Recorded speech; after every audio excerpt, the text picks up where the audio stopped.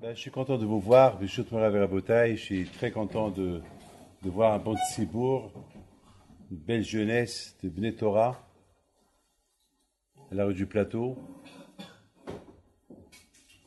avec le nouveau Rosh Kollel et le Rosh Kollel du 17e, et bien sûr avec la présence de Rabbi Moshe Aaron Pinto.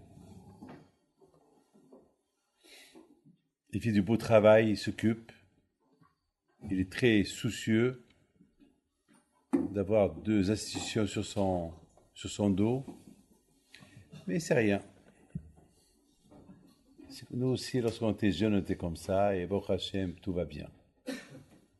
Il faut savoir, lorsqu'on est responsable, Kadosh Baruch Hu, il l'aide.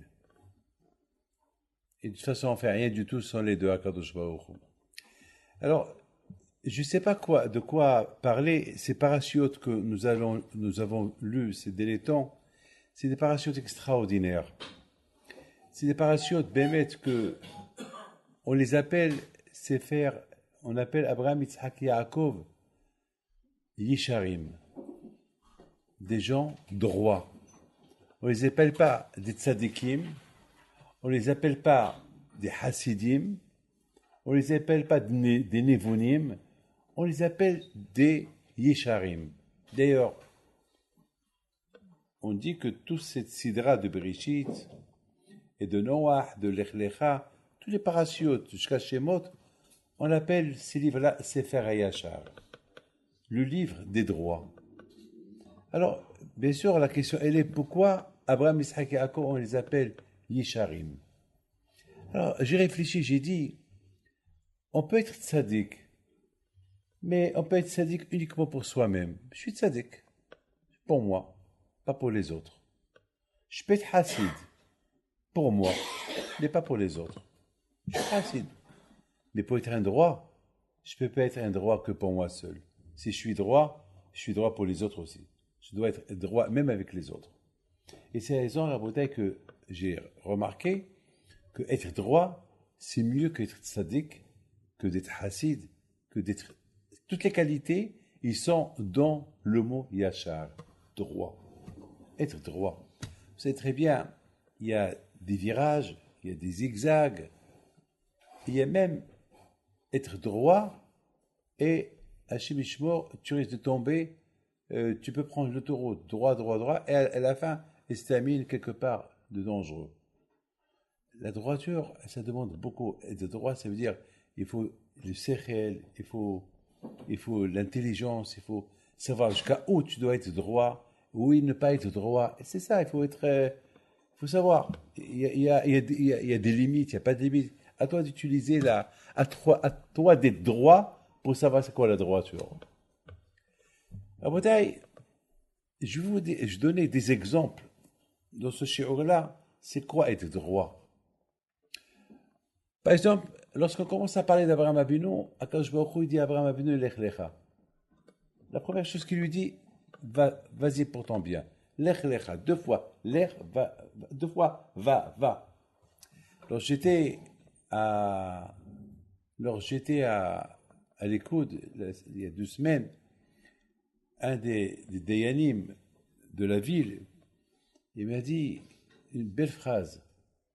Il m'a dit, vous voyez que c'est l'idée de pourquoi Hachem il a dit Lech Lecha, c'est-à-dire que Hachem il a vu qu'Abraham, Bémet, il a un problème. Va pour ton bien. Quel bien? Bémet, moi je voudrais, si je me mets à la place d'Abraham Avinu et que Akadosh Baruch Hu me dit, David, demain tu quittes Paris et tu vas.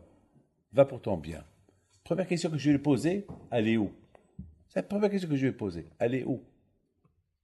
Il va me dire, je t'ai dit, va-t'en, va.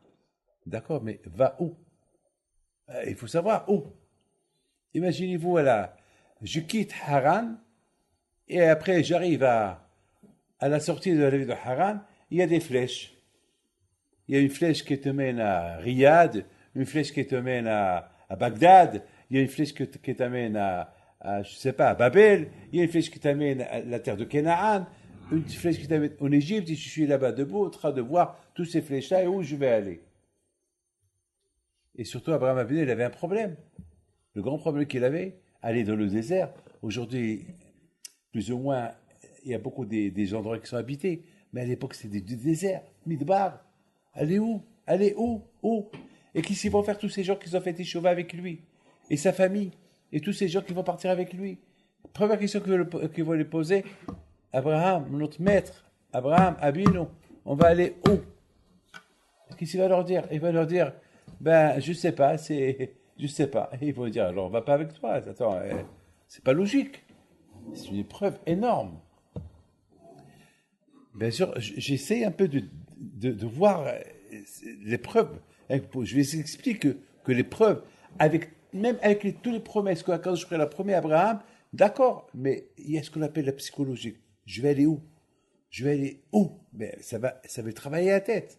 Et depuis ce qu'il va penser, c'est vrai, quand je m'a dit, là-bas, si je vais là-bas, je vais devenir riche, là-bas, j'aurai un enfant, parce que l'Echlecha, c'est Gematria 100, j'aurai un enfant, et là-bas, je vais avoir des forces, très bien, tout ça, c'est bon. Mais où? Où? Ça, c'est ça l'épreuve. Où? Alors, c'est comme ça, moi, j'explique l'épreuve de l'Echlecha. Alors, ce Rav de l'Écoute, Rav Eliyahu Levin, il m'a dit comme ça. Il m'a dit, l'épreuve d'Abraham, elle était que Hachem, il regarde Abraham, il a lu sur son visage tout ce que je viens de vous dire, l'épreuve qu'il avait. Mais lui dit,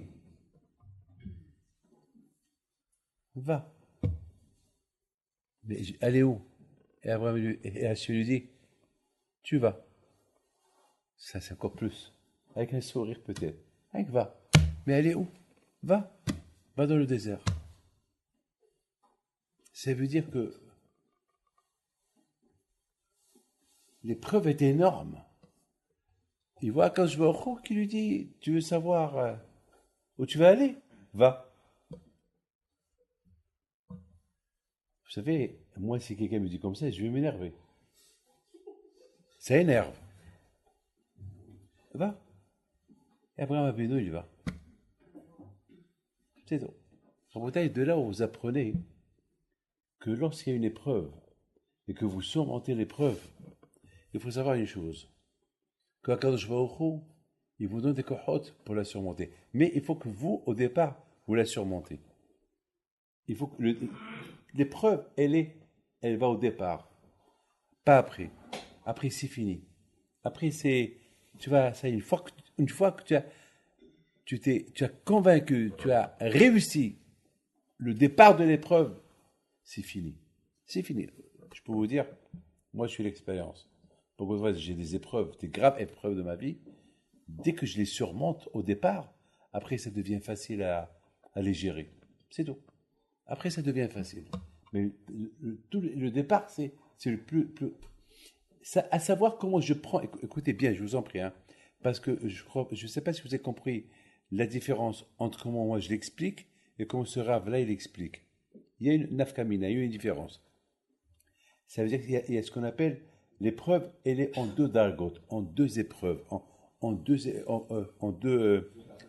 étapes, en deux niveaux. Tout d'abord, l'épreuve, premier niveau est très dur. Très très dur. Comment je vais faire? Comment je vais faire?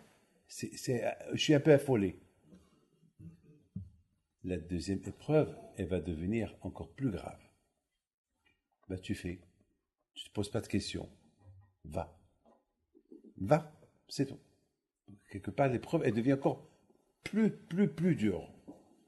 Une fois que tu passes ces deux étapes de l'épreuve, dure et plus dure, tu vas commencer à voir que l'épreuve, elle va commencer à devenir facile. Parce qu'une fois qu'Abraham Abin est arrivé à ce rond-point où il y a toutes les flèches où aller, ben, il regarde, moi j'imagine Abraham, il se retourne, il se tourne, il voit.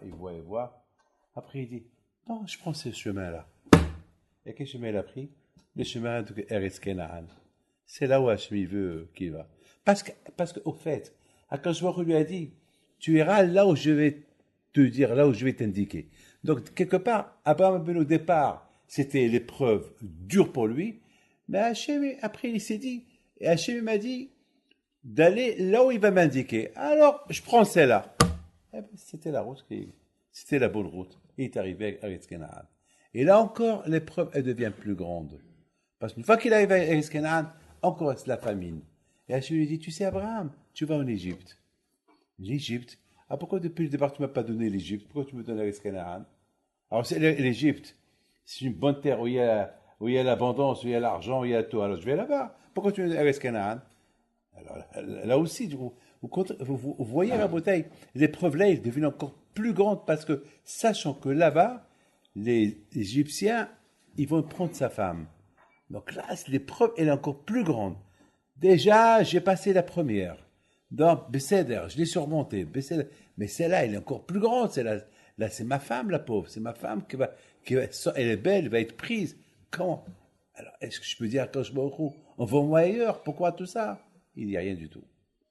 La bouteille, être yachar, être un homme droit, c'est pas facile.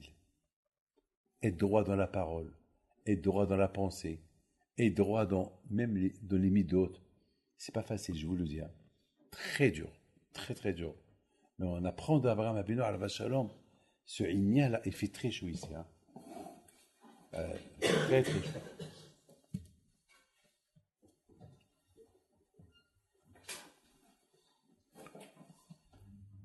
Être droit, c'est pas quelque chose qui est facile. C'est quelque chose qui est très, très, très, très dur. Eh bien, Rabotai, on voit que même lorsque c'est dur d'être droit, lorsqu'on commence et on veut être droit, alors quand je vois où il aide. Rabotai, vous savez, je voudrais vous dire une chose. Il y a en chacun de nous des kohot, des forces qu'un homme il les voit pas. C'est comme par exemple, vous voyez un coffre fermé, le coffre de France, de la Banque de France, ou le coffre de la Banque d'Amérique. Il doit avoir là-bas des milliards, mais il est fermé. Il est fermé. Mais il faut la clé pour l'ouvrir. Rabotai, Akadosh Baruch Hu, il a donné à chacun de nous des forces qui sont enfermées dans la personne. Mais à lui de les ouvrir. Alors, je voudrais bien les ouvrir. Mais comment je vais les ouvrir? Les bêtes, hein? Je voudrais bien. Par exemple, ce coffre-là qu'il est là, qu'il est bien fermé, je voudrais bien avoir tout l'argent qui est là-bas. Mais comment l'ouvrir? Là, il faut avoir le code. Il faut avoir la clé. Tu n'as pas le code, tu n'as pas la clé, tu ne peux pas l'ouvrir. De même, Rabotai, les forces que la personne il a, pour les découvrir, il faut que lui, il fait un peu, il faut qu'il a des codes. Et ces codes-là, Rabotai, c'est la Torah. Ces codes, c'est Avodat Hashem. Ces codes et la clé, c'est toi. Toi, fais ce que tu dois faire et moi, je ferai le reste. Je vous ai raconté une belle histoire que j'ai lue cette semaine. Non, il y a 2 semaines peut-être. Il y avait une fois Rav Zosha, c'est pas une histoire, c'est quelque chose de magnifique. Une fois Rav Zosha qui est le frère de Rav Elimelech Belezinsk, il a dit, après 120 ans, lorsque j'arrive chez Akadosh Baruch Hu, Hachem, il ne va pas me dire, pourquoi tu n'es pas devenu Abraham Avinu? Pourquoi tu n'es pas devenu Yitzhak? Pourquoi tu n'es pas devenu Yaakov? Pourquoi tu n'es pas devenu Rabbi Shimon bar Yochai? Il va me dire, pourquoi tu n'es pas Zosha? Pourquoi tu n'es pas Zosha? Alors, c'est quoi l'explication de cette histoire-là? Hachem, il nous donne des forces. Que ces forces-là qui nous donnent des forces à nos niveaux. Mais nous, on croit que c'est très dur. Nous, on croit que ça, c'est pas pour moi. Attends, t'as essayé? Si c'est pour toi ou pas, essaye, et tu vas voir. Eh ben, ça, ce que la Kadosh va demander à chacun de nous. Ces forces, par exemple, moi, David Pito, je sais beaucoup de fois, je ne veux pas faire quelque chose, après je la fais et je réussis. Eh ben, mais il y a beaucoup de choses. Alors, quand il peut me dire, il peut me dire, t'as vu cette chose-là que tu as cru dur à la faire, et tu l'as fait, et tu l'as bien fait. Et ça, et ça, et ça, et ça, et ça, tu aurais refusé de les faire. Tu aurais pu les faire quand tu as fait cela. Pourquoi tu ne l'as pas fait? Ça, c'est ce qu'il a dit en 2 mots Rav Zosha. Il dit que Akadosh Baruch Hu, il peut demander à la personne les forces qu'il y avait en toi. Ce qu'il y avait en toi, pourquoi tu ne l'as pas utilisé? Ils étaient cachés en toi. Tu avais les codes, tu avais les clés, tu aurais pu essayer. Et tu essayes de... Je pense, Rabotai, c'est ce que Hachem il a dit à Abraham Avinu. Lech lecha. Pourquoi la Torah il dit à Abraham? Bien sûr qu'Hachem, il voit qu'Abraham Avinu, il a vu une grande épreuve. Mais qu'est-ce qu'il lui dit? Il dit, Abraham, si tu lech lecha, si tu marches, alors, et tu fais ce que je te dis, tu surmontes cette épreuve-là que je te dis, quitte ta maison, quitte tes parents, quitte ton pays, quitte, tu vas avoir des forces, tu vas découvrir ces forces qui sont en toi. Parce que finalement, Akadosh Baruch Hu ne peut pas demander à quelqu'un quelque chose qu'il ne peut pas faire. Impossible. Impossible. Ici, même que lorsque nous on trouve que la chose elle est impossible, mais si Akadosh Baruch Hu, il a dit, c'est qu'Akadosh Baruch Hu m'a donné des forces en moi, à moi de découvrir comment surmonter cette épreuve-là, comment faire sortir ces forces-là afin de surmonter ces épreuves-là. C'est-à-dire que tout est en moi. Et je pense à votre que j'ai une raison. Vous savez, il y a une Gemara qui raconte une belle histoire. Rabbi, comment ça s'appelle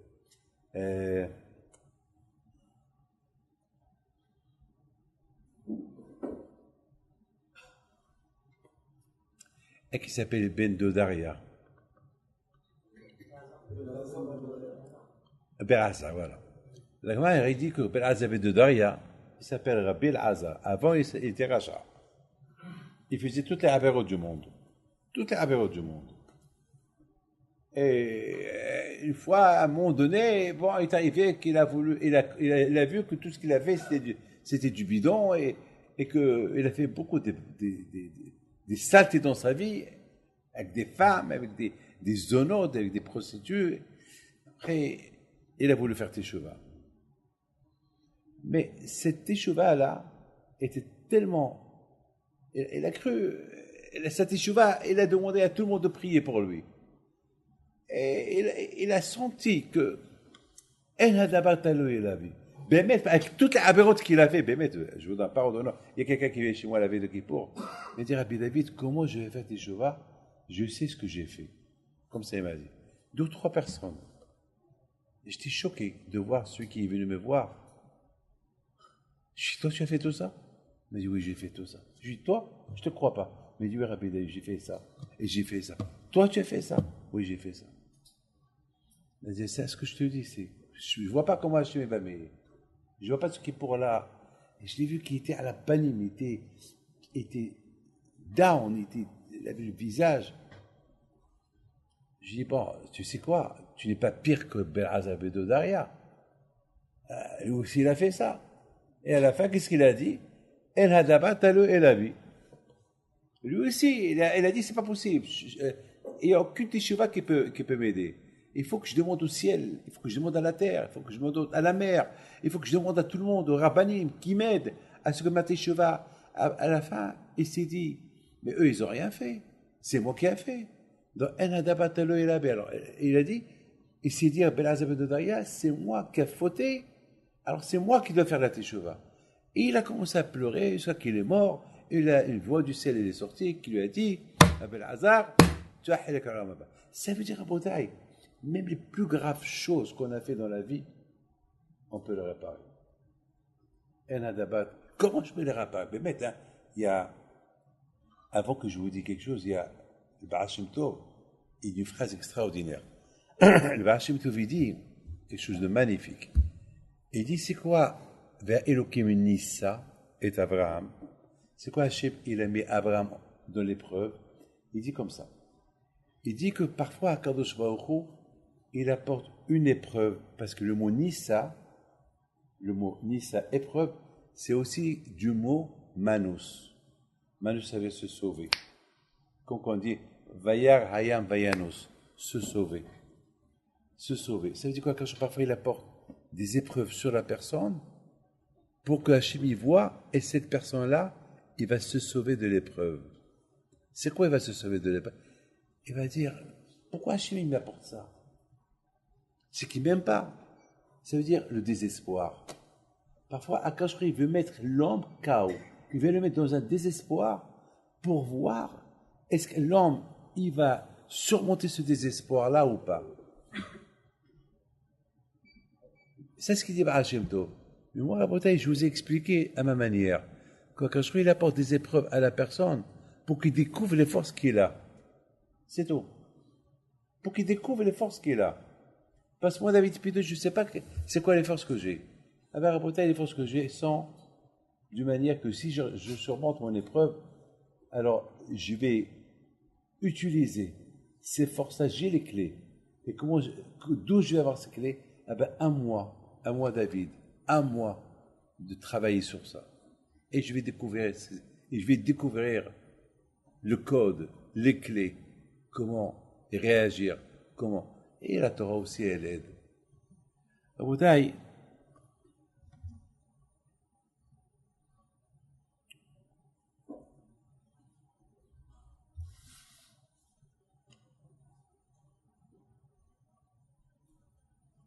comment vous avez expliqué ce midrash qui dit Ashrei mishiba lekan v'telmodo biyado?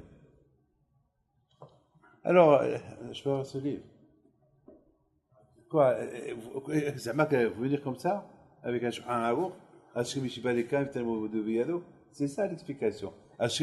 Heureux celui qui arrive là-haut avec son Talmud dans ses mains. C'est ça, ça veut dire, après son 20 ans, il faut qu'on vous voit avec ça. Rabotai, il y a deux choses. Il y a Talmudo, il y a Limodo. Il y a un qui étudie, il étudie. C'est tout. Il étudie. Limodo, il étudie, il l'omède, il étudie. Talmudo, c'est ce qui lui appartient. Rabotai, on peut étudier, mais ça vous n'avez pas de ce que vous êtes en train d'étudier. Vous avez une question sur le Rashi, sur le Tosfot, sur Rabbi Hazar. Et après, vous allez relire et relire et relire et relire. Après, telle réponse. Ça, c'est Talmudo. Ça, c'est Talmudo. Il y a l'imodo, il y a Talmudo. Le limoud, c'est l'étude que vous étudiez. Mais il ne faut pas stagner dans le limoud. Ce qu'on veut de vous dans le ciel, c'est Ashrei mishiba lekan v'talmudo biyado. Le limoud, la Torah, elle est là. La Torah Munahad Vekayezavit, la Torah elle est sur la table. Ceux qui veulent l'étudier peuvent l'étudier. Mais Hachem il veut. Et c'est quoi ton Talmud à toi? Comment tu as compris ma Torah? Ça veut dire qu'Akadosh Baruch Hu, il donne des forces à la personne pour découvrir le Talmud, Talmudo, découvrir mon Talmud. C'est-à-dire, de la même façon que Hachem il me donne des forces surnaturelles en moi pour s'acharner sur le Sahara qui vient m'embêter, aussi au niveau de Torah, Akadosh Baruch Hu, il me donne des kohot si j'étudie pour découvrir la bonté et la beauté de la Torah à la façon que Hachem Bémet il veut. Et ça, c'est ce que Hachem il veut. Ashrei mishiba lekan v'talmudo biyado. Vous voyez, Rabotai, je me rappelle je ne sais pas si je vous l'ai dit ou pas, je me rappelle au Maroc, la soukha, notre soukha, était simple, très très simple. On avait une soukha et il y avait des roseaux, il n'était pas maquillé, il n'était pas en belle, il n'y avait pas ni tissu, rien. Il n'y avait que une chaise qui était accrochée dans la soukha, et quand mon père Alav Shalom, dès qu'il rentre, il regarde la chaise, il lui dit Baruch haba Abraham, Baruch haba. Et voilà, bien sûr, nous, on essaie de regarder la chaise. Au fur et à mesure, on a grandi, on a compris que la soukha, on a vu les shpizin, les invités de la fête de Sukkot, Abraham, Isaac, Yaakov, Moshe, Aaron, David, Yosef, très bien. Mais une chose, je suis certain, il n'y avait pas de ce qu'on appelle de kishut, d'embellissement, là, il n'y avait pas, on n'avait pas.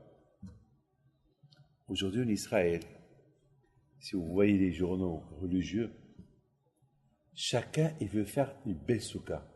Admour tel et tel, il a construit une soukha pour 1000 personnes. Admour tel et tel, sa soukha pour 2000 personnes. Et chacun, vous voyez des revues, des journaux, comment ils sont des soukhotes, des belles soukhotes. On parle que de la soukha, qu'elle est décorée, décoration, très bien. Cette année, c'est la première fois dans ma vie que je me suis posé une question. Pourquoi notre soukha à nous, de chez mon père n'était pas décorée. Pourquoi? À l'époque, on n'avait pas d'appareil photo, il n'y avait rien du tout. Mais ma tête, c'est la photo. Je me rappelle très bien. Et j'ai même demandé à ma mère, maman, pourquoi? Elle m'a dit, c'était simple. Elle m'a dit, comme ça, tout le monde fait Aïsaouira. Pas de. La question, elle est grande. Pourquoi aujourd'hui tout le monde décore la souka, c'est élevé un véhou, et à l'époque, personne ne décorait la souka. Il y a beaucoup des histoires des tzadikim, beaucoup des histoires des gens simples. Leur souka, c'était quelques bois, et c'est tout. Hein.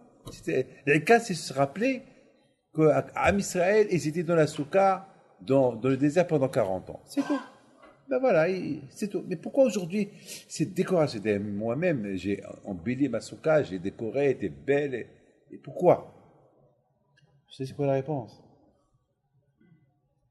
De la souka, j'ai trouvé cette réponse. Je vois la souka et je vois toutes ces photos de ces tzadikim qu'on m'a mis là-bas.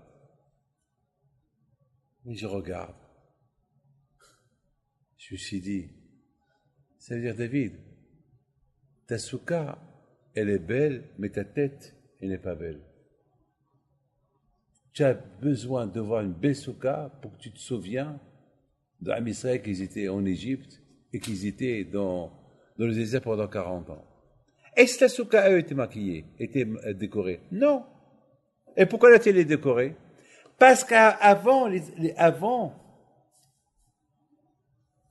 les gens, ils ont compris c'est quoi la souka. La souka, c'est Tzila de Mehmenota.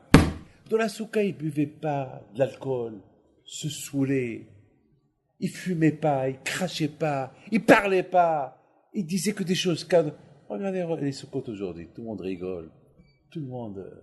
On oublie qu'on est avec Abraham, Isaac et Jacob. Donc, pour se rappeler que de la souka, alors on l'embellit. Avant que eux, Bémet, je viens de vous dire, mon père, dès qu'il rentre dans la souka, la première chose, Abraham Abino, et je me rappelle, c'était la Kedusha dans la souka.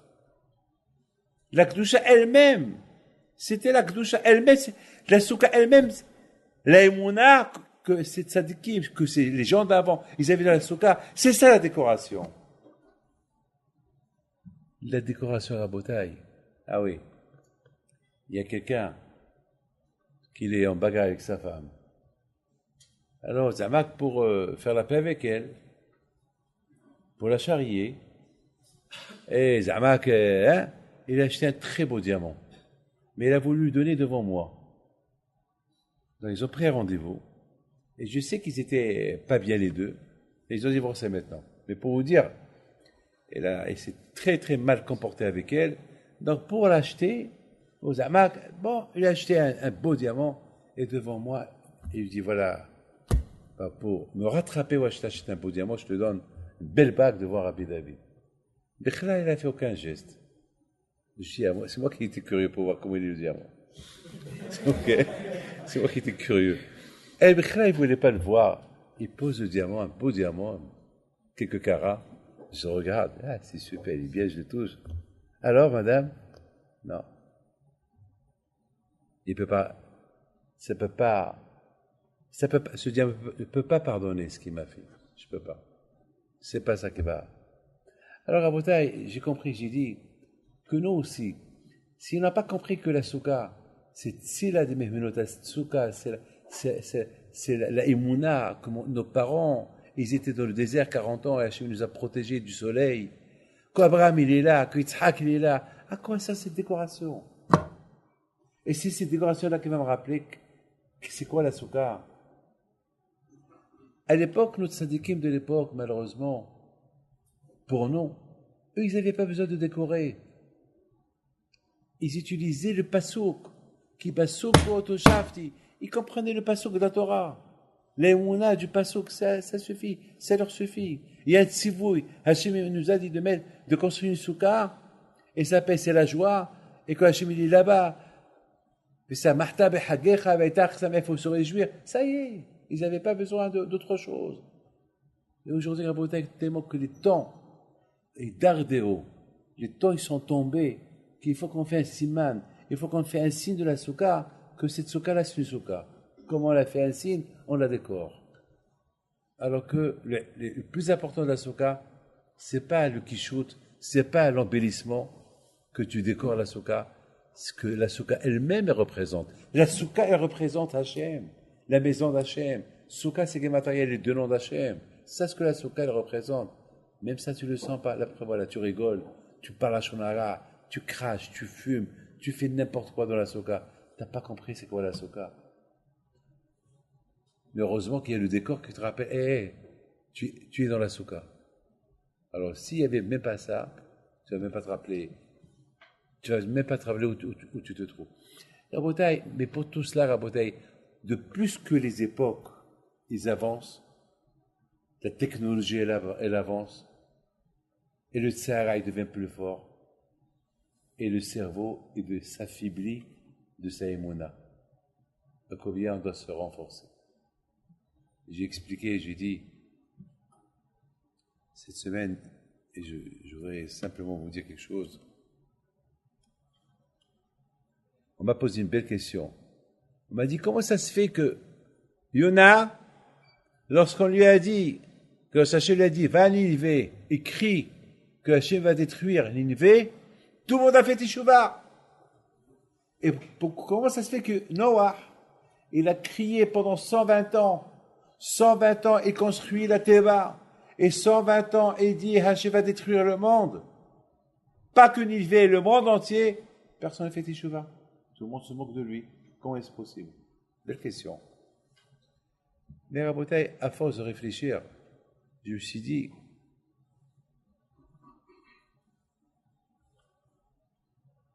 les paroles qui sortent du cœur, elles rentrent dans le cœur.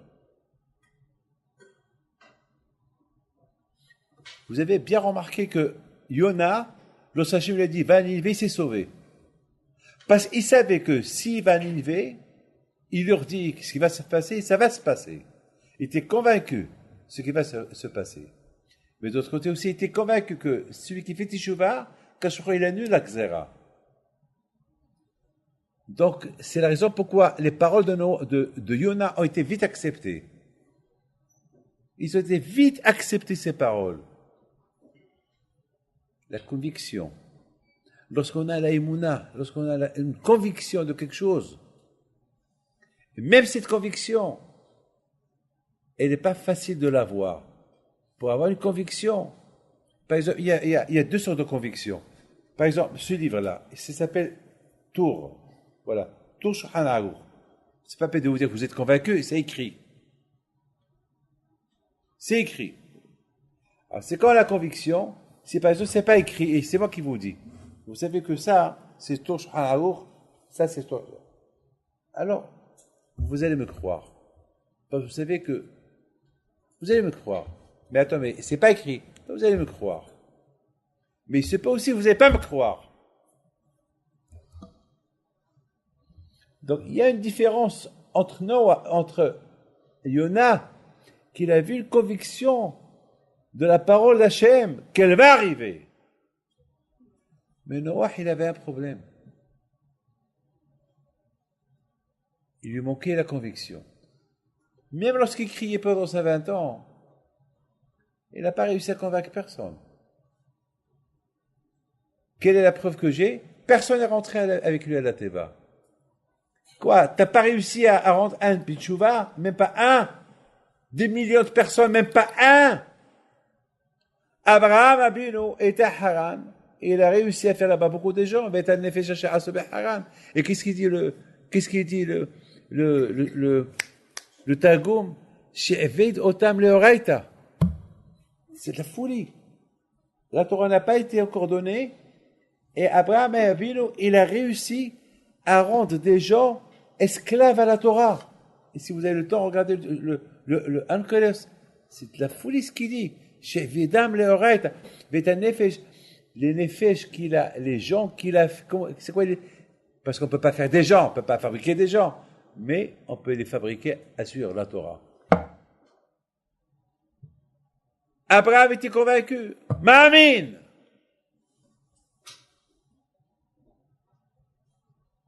il a réussi à rendre d'autres personnes ma'aminim. Mais alors, lorsqu'il a quitté Haran, beaucoup sont partis avec lui. Mais Noah, qui est parti avec toi? Personne. Ils étaient uniquement 8. 8 personnes. C'est tout. Il n'y avait même pas Minyan. Parce que lui-même, on dit sur lui, Ma'amin, Velo Ma'amin. Et il s'est dit, attends, peut-être ça va pas venir, peut-être. Alors, même lorsqu'il dit, hé, Hachem va. Ses paroles n'ont pas fait d'effet. Il n'a pas utilisé ses forces. C'est qu'un jour, il a donné des forces pour construire la Théba. Et c'est qu'il avait des forces pour construire des hommes aussi. V'etan nefesh asher asa, Noah. V'echnis Théba. Non, il n'a pas réussi à les faire. La preuve, lorsqu'il a quitté la Théba, il a commencé à se saouler déjà. Il avait un problème. Abraham Abinu, il a utilisé ses forces à lui. Il fabriquait des forces. Une fabrication de forces. Une fois j'ai fabriqué des forces. Vous connaissez mon histoire. Une fois j'étais à Marseille et j'arrive à Lyon. C'est une histoire qui est bémette. J'ai plein d'histoires, mais celle-là, elle m'a beaucoup. C'est celle-là qui m'a le plus choqué. C'était Rosh Chodesh. Et le Haddad, il me dit, Rabbi David, alors demain matin, après 2 jours de voyage, avec 2 jours de travail, on arrive vers 5 heures du matin à Lyon. Il me dit, alors Rabbi David, à 7 heures, sa prière, je viens pas. Et je lui dis, écoute-moi, et toi, tu viens? Il dit, de toute façon, moi, je suis obligé de ne pas dormir parce que je dois prendre les enfants à l'école. Et je dis, bon, si tu veux, tu viens, tu tapes à la porte, on verra. Il vient, il tape à la porte. Et la discussion avec le Tzara, elle a commencé. David, tu es crevé. Tu vas pas te lever? Dors. Ah, mais c'est Rosh Chodesh. D'accord, mais là, c'est Pekuach Nefesh. D'accord? C'est pas dormir beaucoup il faut se lever. Et le Tzara, on discutait. Et à la fin, je lui ai dit, dis-moi, mon cher ami Yetzer, et si c'est Safra, c'était avant que Safra, le pauvre, il est décédé, et si Safra, c'est lui qui arrive à la yeshiva, on vient me dire que Safra, il vient te voir, alors, qu'est-ce que je vais faire? Bien sûr, je vais me lever. Mais il y a un safek. Peut-être il va me donner de l'argent, peut-être il ne va pas me donner de l'argent. Et malgré tout, parce que c'est Safra, je vais me lever. Alors quand je vais au c'est Vaddaï, c'est lui qui te donne l'argent, pour lui tu ne vas pas te lever. Donc c'est une force que j'ai eue, et j'ai sauté du lit. Donc après ça veut dire qu'on peut fabriquer. L'ech, l'echa.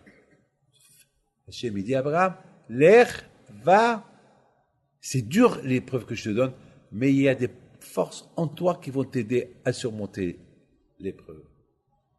Alors, Boudaï, combien chacun de nous, il doit savoir une chose.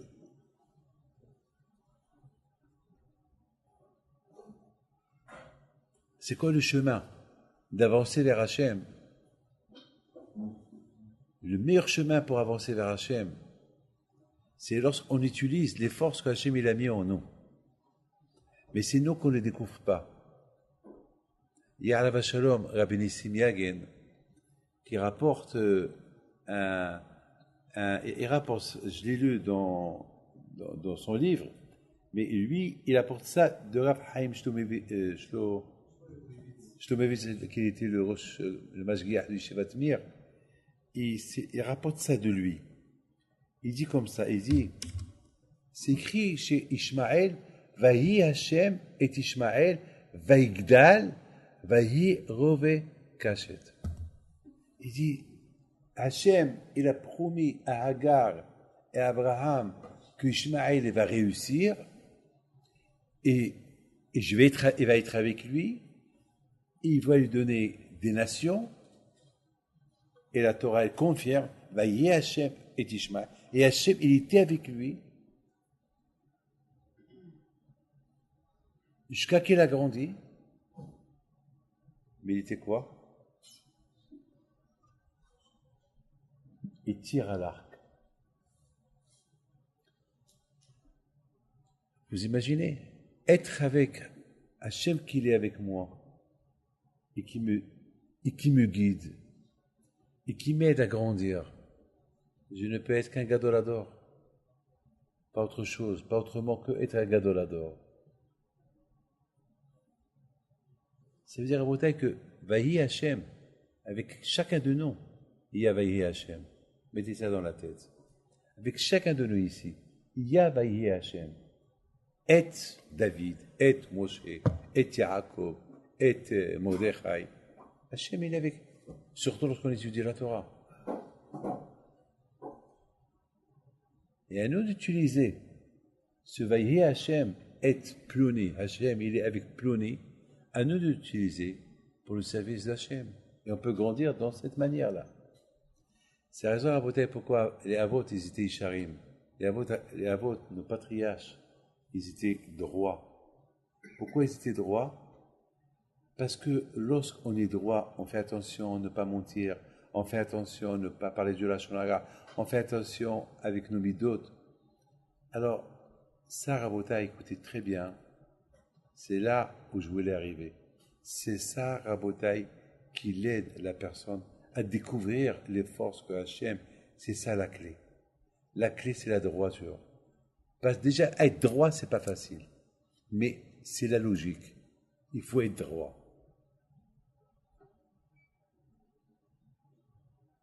Il faut être droit. Et c'est facile. Je vais mentir? Non, je mens pas. Je vais parler d'argent? Non, non. Parce que je me renforce, ne pas parler. Je fais cette aberra? Non. Je vais faire ça? Non. Après, ça va devenir d'une manière pas facile, mais d'une manière normale. Et de qui on peut apprendre? De Abraham, d'Yitzhak, d'Yaakov. Regardez Rabotai, c'est super. Abraham et Yitzhak, ils vont pour être sacrifiés. Abraham va sacrifier son fils, et son fils, c'est lui le corban, c'est lui qui va être celui qui va être sacrifié. Et Yitzhak Rabbeinu, il dit à Abraham, et je termine, il lui dit, papa, je vois le feu, je vois le bois, ça veut dire que tu veux sacrifier quelqu'un. Mais où il est le C? Mais où il est là? Où il est le bélier? Où il est le mouton? Il est où? Parce que peut-être il avait même le couteau. Ils disent qu'il a caché le couteau pour ne pas faire peur. Mais attends, mais il y a le feu, il y a le bois. C'est logique. Oui, qu'est-ce qu'il lui dit? Son père, ben c'est mon fils, c'est toi. Hachem il a choisi que c'est toi. Qui s'est écrit tout de suite? Vailchu shenehem yahdav. C'est quoi ça? Et les deux sont partis ensemble. C'est quoi ce mot-là? C'est ce que je voulais savoir. C'est quoi ce mot-là? Vailchu shenehem yahdav. Et les deux, ils sont partis ensemble. Attends, mais il y avait deux autres avec eux. Il y avait Ishmaël et Eliezer. Vailchu kulam yahdav. Et tout le monde est parti ensemble. Non, vailchu shenehem. Ils sont partis les deux. C'est quoi ça? C'est quoi? C'est quoi? Pourquoi? C'est quoi? C'est quoi? Ça veut dire qu'on aurait pu croire que Yitzhak il allait faire demi-tour et qu'Abraham il va aller tout seul. Alors c'est quoi? Vailchu shenehem yahdav. Vous savez, c'est une force. Je vous donne parole d'honneur, c'est pas facile. Que quelqu'un dise à son fils, c'est toi, c'est moi qui va te sacrifier, c'est moi. Et toi, je vais t'attacher, je vais te mettre sur le bois, et après je vais te brûler. Mais c'est grave. Et Yitzhak, il aurait pu se révolter. Il aurait pu se révolter. Toute cette force que Yitzhak, il ne répond pas, et les deux sont partis ensemble. C'est-à-dire que maintenant, Yitzhak, il a compris, c'est lui le sacrifice. Et maintenant, Abraham, il a compris, ça va être son rôle d'égorger son fils. C'est ça, Yahdav, c'est ça ensemble. C'est des forces qui sont venues, qu'ils avaient ces forces-là. Hachem, il ne peut pas donner cette idée-là de sacrifier son fils, et que Yitzhak va être le sacrifice, sans qu'il y ait une force du ciel dans le cœur à eux qui va les aider à surmonter et que ces forces-là, ils vont sortir à l'extérieur et ça va leur donner des forces pour accepter ce que Hachem il veut faire d'eux. Comme quelqu'un qui m'a dit, il me l'a dit, hein, la veille des fêtes, c'était à New York. Il dit, Rabbi David, j'ai fait une grande mitzvah. Lui, il dit, c'est quoi? Il m'a dit, j'avais un grand Yetzirah et je voulais faire une Avera. Et au moment que je voulais faire cette Avera, tout de suite, j'ai pensé, j'ai dit, comment je vais faire? Et qu'est-ce que je vais dire à Kadosh Baruch Hu? Et je me suis sauvé. Je lui ai dit, comment tu as fait? Comment tu as fait? Il m'a dit, je ne sais pas. Et je lui ai dit, pourquoi tu es parti? Il m'a dit, je suis parti parce que je voulais faire la Havera. Et pourquoi tu t'es sauvé? Parce que je me suis dit, comment je vais faire? Qu'est-ce que je vais dire à Kadosh Baruch Hu? Mais d'où elle est venue cette force? C'est Hachem. C'est les forces que l'homme il a en lui, que l'homme il n'est même pas au courant qu'il les a, et il peut les faire découvrir lui-même au moment qu'il a l'épreuve qu'il essaye. Essaye, tu verras. Vous vous rendez compte? C'est la raison pourquoi tu aurais dit ils sont partis comme tout à l'heure. C'est que tout à l'heure, Yitzhak ne savait pas quel allait être le sacrifice. Et maintenant, il le sait. Il aurait pu dire à son père non, mais tout de suite, il regarde son père avec un sourire, il lui dit super, je suis fier, je vais avec ton papa. Allez. Wow. Rab Shachi dit que Abraham, s'il n'aurait pas fait une bonne shechita, une bonne akeda, on aurait pu l'appeler assassin. Assassin. Rotsayah. Parce que quand je lui ai dit, tu fais un korban. Tu prends ton fils et tu le rends korban. Ça veut dire qu'Abraham Abinu, sa kavana, elle doit être, vous savez, la lacha de korbanot, c'est lorsqu'on n'a pas le droit de poser à autre, lorsque à Beit HaMikdash on fait un korban, il faut que toute la kavana soit pour le korban. Et si on pense autre chose, à Shemishmor, tu as perdu le korban, c'est dangereux. Et c'est dur, un père, il veut égorger son fils. Comme pour Hachem. Mais c'est mon fils! Pour Hachem. Mais c'est Dieu qu'Abraham. Et alors, dès qu'il dit c'est mon fils, c'est un assassin. Et s'il aurait tué son fils, c'est un assassin. Parce que tu n'as pas fait Korban Ola. Tu n'as pas fait ça pour Hachem. C'est grave. C'est Dieu qu'Abraham. D'où ces kochot ils sont venus? Ben, ces kochot, ils sont venus de Lech Lecha. Hachem, depuis le départ, il a dit va pour ton bien. C'est pour ton bien. Va découvrir les forces que tu as. Qui est en toi. Et finalement, on a vu qu'Abraham Avinu alav shalom, les forces qu'il avait, étaient surnaturelles, mais à la teva. La bouteille, c'est ça la leçon qu'on apprend des Avot HaKadoshim pendant ces semaines à venir. Et je vous donne un conseil. Essayez de faire Shnei Mekabeh Hatagum et n'oubliez pas le Rashi. Je vous donne la parole d'honneur, hein. Expérience que je vous dis. Je comprends mieux la Torah, mieux la paracha, mieux les psukim, alors je les répète 2 fois, et de temps en temps, je batlane pas.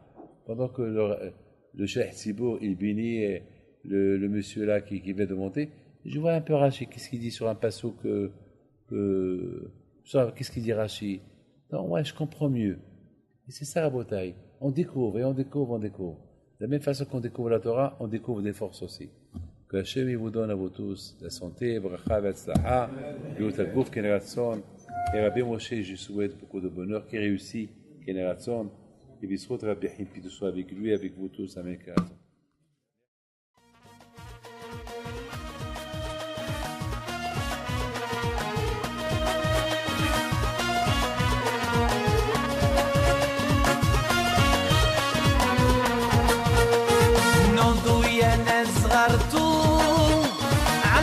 حيم بنتو وقف لنا زي